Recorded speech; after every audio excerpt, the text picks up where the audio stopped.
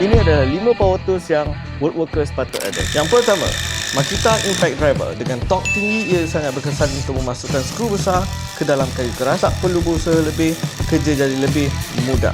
Seterusnya, Makita Cordless Driver Drill. Alat berguna untuk kerja pemasangan dan juga tebukan kayu. Yang ketiga, kalau projek anda melibatkan potongan berbentuk atau lengkung, Makita Jigsaw ni pilihan yang tepat. Yang keempat, circular saw Makita HS012G sangat berguna untuk projek besar seperti pembinaan dan pertunangan kayu. Potong kayu dengan cepat dan tepat tanpa perlu risau. Dan akhirnya, Makita Sander. Untuk permukaan kayu yang licin dan halus, sander ini membantu memberikan kemasan terbaik pada projek kayu anda. Kata ini bukan sahaja untuk woodworkers, malah ianya adalah untuk yang profesional juga. Jadi, peralatan apa yang anda gunakan, sila tinggalkan di ruangan komen.